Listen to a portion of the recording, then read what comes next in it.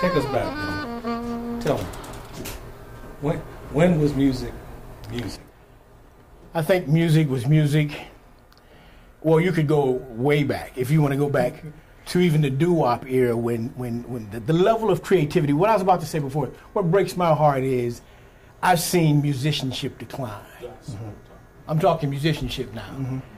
You find very few artists now. You got some people who can sing. Mm-hmm. You got some people who can maybe write lyrics fairly well. But where are the musicians, man? Right. Where's like Stevie Wonder and Marvin Gaye, man? See, people don't understand. Marvin and Stevie, them guys are geniuses, man. Right.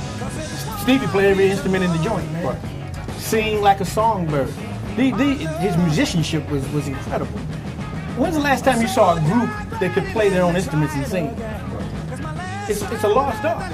And that breaks my heart that the level of musicianship has gone down. Now you have some guys that's in the pit, guys that went to a Berkeley or a Juilliard, playing the background music or playing the music, who are great musicians, of course, because that's what they went to school for. But I'm talking about the artists that's out front that we see, that's declined. And that's why, because you've seen that industry shift that says in order to be a successful artist, you don't have to be a musician. Precisely. You don't even have to be able to sing that well, because I got auto-tune. That's right. Come on. Now you know where I'm going. So now we've gone from being a musician to being a performer. Exactly right. So if you can perform, you can sell tickets, you can sell albums. We'll make your music sound good. Right.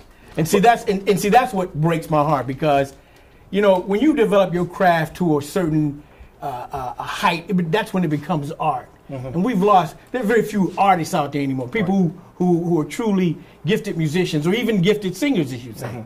Because now we have all the electronic. I can make you sound well. You don't got to play. I can throw a track on and all that. And that's hard for me to see as an amateur musician myself. I play saxophone and flute and aspired to play jazz and played that for a while, and R&B. And groups like we talked about. Somebody mentioned Earth, Wind and Fire. Incredible. Listen to their horn section. Incredible power and precision them guys played with. Listen to their percussionists. I mean, these are accomplished musicians, and they're singing and doing the whole nine and performing. But I think I don't know if that's so much on the artists as it is on the industry. Okay. I understand that, yeah. And so the industry says, well, we got to cut costs somewhere, so we don't want to bring in a horn section. Bottom we don't want to line. bring in a rhythm section. All that stuff costs me money. But I can program a computer. Yeah. And I can sit in the corner. Average producer now can sit in the corner of the house with a keyboard, a MacBook. Exactly. Or I can turn on Pro Tools or GarageBand, and I can make any sound that I want. Exactly. And I can produce a hit right there in my living room for pennies on the dollar. Yeah. And so the industry said, well, I want you to do that. And then once you've done all that, you do all that work, then we'll come and we'll distribute you, and then we'll throw some marketing dollars behind you. And so the focus has been on learning that technology now. Okay. Yeah. If you're a songwriter, okay, I can lyrics, I can do some structure. But now I've got software there to put my structure together for me. Absolutely. Okay. I just put my lyrics in, and I can sit and play and type out and make a beat. Okay. Yeah. So I don't need all that other stuff anymore. Yeah. So it's rare. So some of that stuff I think is gotta, either the people have got to demand it, and I don't see it happening. I don't see it happening because it's too easy now. It's too easy. You got a James Brown where he wants control of everything, and rightfully so. He's the genius, he's the artist here. But now, as you say, this auto-tune, that's helping make people, you don't even really have to work. I keep mentioning Snoop Dogg, man, because me and my wife were watching this mess, this reality show they had on with him and his daughters and his son, a few other people.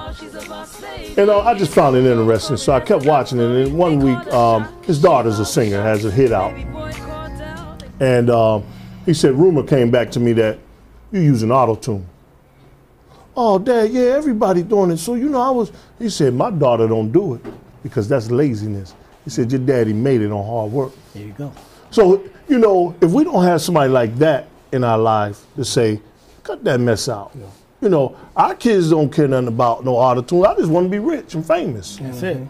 No, they're not going to be like James Brown and push it. But wait a minute, man. Though I'm not young people, I got to represent them. What if they say, well, this is just, some old guys sitting there remembering a time that really wasn't. Right. And if they'd have had the technology then, they'd be doing the same thing. You know what, Doc? I hear you. And to a degree, that's true. I am an old dude sitting here reminiscing about bygone I'm not days. that old. I'm not like I said, I'm the elder statesman of the group. I'll accept that. And I am reminiscing about bygone times. But it just, I'm just befuddled, and then, like I say, it's kind of heartbreaking in the sense that the human element has been taken away, man. And I can't explain it to you, but our kids are missing out on something for that very reason. You know, when a cat takes his axe, I'm vernacular now, when a cat takes his axe and goes to the woodshed, and you spend them hours in there, man, and you master that phrase, there's something about that, man, that they're missing. Like Sean said, so you push a button and everything boop, boop, boop, but you don't get that feeling, that sense of fulfillment and accomplishment and development that comes from, you know, mastering your instrument. You feel yes, that sir. Yes, sir. Yes, sir. When you get that phrase in your finger and say, "Yeah, man," you know, I got that now. You know. But then it's a genre thing too, though. Yeah. Okay. So you'll see more of that in like you say, in a jazz setting, because I have to. Certainly. Okay. The average hip hop artist, the average pop star. Okay. You're lucky if they can play the piano. Man. Okay. Because again, this is what they grew up with, and so it's always funny to me when I sit with students and see that generational gap. So I started telling students, you know, the internet really kind of took shape when I was in college. That's when I got my first email address. Okay, I remember using a laptop for the first time to write my senior marketing paper and having it in class. People look at me like, "What in the world is that thing?" You know, and now my 6-year-old will get on the laptop. For sure. And so when we talk about this class I teach, the Introduction to Music class, I started out with the history of the music industry.